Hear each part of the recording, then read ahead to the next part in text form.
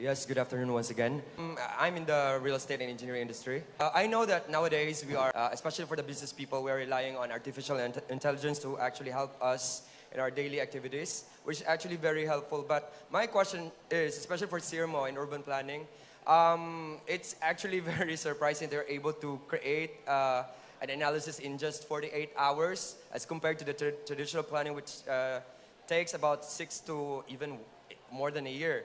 So what do you think? What do you think are the top 3 major challenges when we create systems which are actually based on artificial intelligence or AI? One is, I think, this is my favorite line. It's actually, top is self-awareness. Number one. Why? As much as AI is there, it's actually sometimes even biased to your thoughts.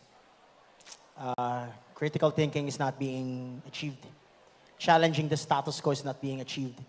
And that's something I'm very, very sensitive of as well.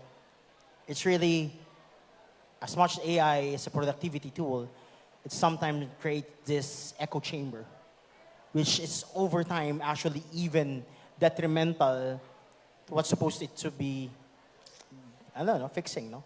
So, I'm sorry, I'm going to a different context of urban planning, but yeah, self-awareness of how we use these things. Number 2, let's now go to our company. Number 2, we're still at the mercy of these big LLM companies. We have OpenAI, Anthropic, we have Google Gemini, we have Kimi, we have DeepSeek, different, no? We're at the mercy because here in the Philippines, I think Mr. Pash can even say it, we don't have that open AI level yet of engineering. We're still at the mercy of these big companies. And I hope the time will come where if there is an emerging industry, we could be forefront. We're not bottom feeders and just end users. And as we speak, let's be, again, going back, self-aware. We are still bottom feeders of this AI game. We're just end users. And number 3, in urban planning, it's heavily political. Which we know it's a different monster. I don't want to mention the projects that had been canceled here in Cebu and nationwide because of political issues. But AI is not giving justice to it so far. Again, it's sometimes an echo chamber. And for me, that's still the biggest problem. But again, just a contrast on what we do in CIRMO. That's why we're not heavily reliant. That's why we use AI empowered. Because as much as we're using AI, we're very heavy on human. Our team is actually 95% technical people. I'm the only commercial guy. I'm the only business guy in our group because we need to validate a lot of things. We need to understand. That's why I have here Charis, our team member from Cebu. Self-awareness, AI. Us, ourselves, are our biggest problem. Echo chamber yan eh.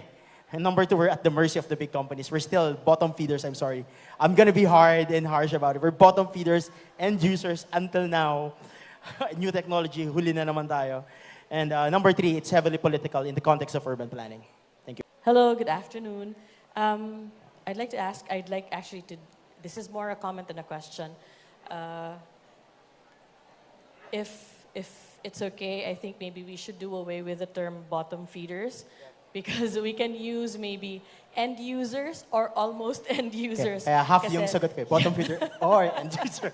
Kasi we are using these foundational models, like you mentioned, OpenAI, Anthropic, and I think I want us to veer away from identifying as second class in our own nation. Yun po. Thank you. Yeah, can I add to that? What Tim said is absolutely right. The Philippines is like bottom in terms of production of AI, but it's like at the top in terms of usage of AI. I'm pretty sure most of you use AI these days, right? It's one of the most open to AI adoption countries in the world. And I think we just need to reach that point where we, instead of just using the AI, we start developing our own AI systems.